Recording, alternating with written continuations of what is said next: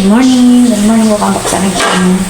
So yun guys, ako ay kakaluto ko lang ang ating pananghalian for today's video. Nakain ko ba ng ganito? Tagay ko ng hindi nakain ito at nilagyan ko ng lemongrass or tanglad. Masarap. Ayan. At tikman nga natin. Kakapatay ko lang.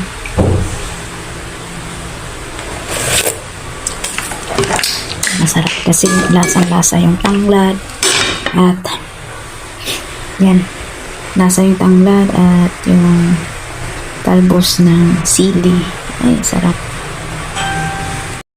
Good morning, good morning, good morning. Welcome back sa ating channel. So for today's video, share ko lang sa inyo ngayon ay kakatapos ko lang na tawag nito, magluto ng pananghalian para nakaready na yung kahong. So ayan. So ngayon naman share ko lang sa inyo yung mga nangyayari. Kwentuhan lang tayo ulit. Ika lang.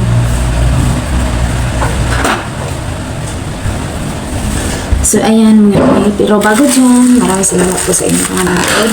Thank you so much viewers. So ngayon po ay meron po akong delivery. Kahapon pa ko pa na ito aking delivery. So nag-order po ako ng hindi pala, akala ko tubigas, hindi pala kasi siksik lang ang pagkalagay. Ayan, para sa ating pastillas mga meron din akong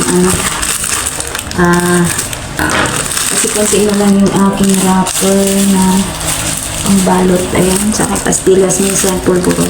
Ito yung ginamit ko, pink yan, at saka iba-ibang kulay. So, ito naman ay kulay yellow. Ano ba kasi yung yellow din? At puti. So, first time natin itong puti.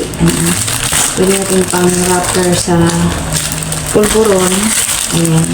Ito murang-mura lang po sa pulburon. Kasi yung mga ganito, paubos na dalawa na lang ang isa't wala pa siguro kalahati. Isa't kalahati na. So, pag naubusan ako, ito yung pang natin.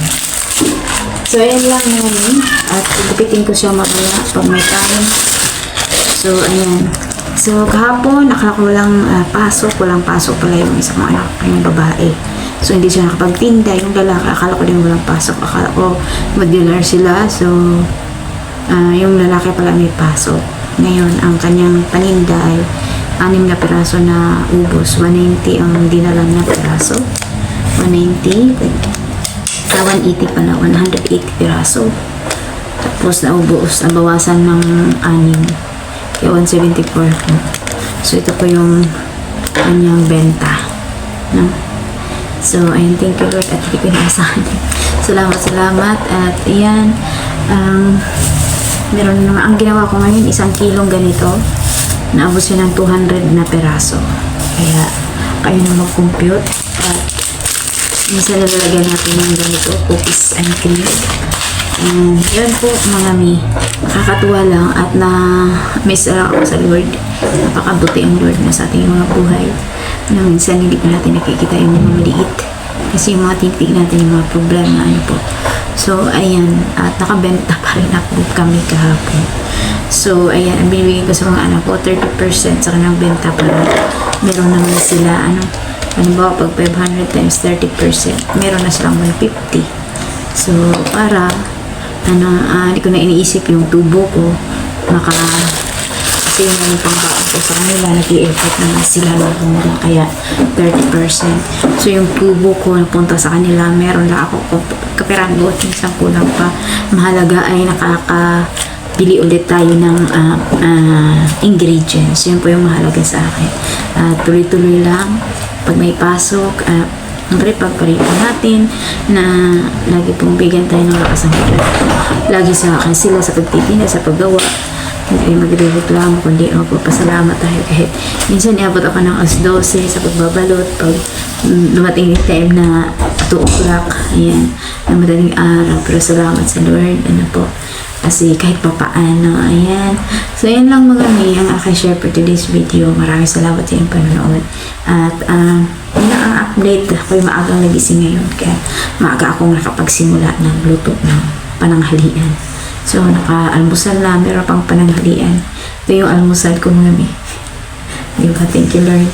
So, dahil Saturday ngayon, ayan, maglinis na tayo ng tahanan. So, araw-araw naman natin ginagawa yun. So, pag Sabado, mostly nagmamap tayo sa buong bahay. Ito medyo malaki yung bahay, kaya malaki din yung blessing na nilalagay ng Lord dito sa paglilinis, paggagawa ng kung ano-ano. Ayan. Thank you so much sa inyo. Sabi nga po sa Hebrews 13:5 na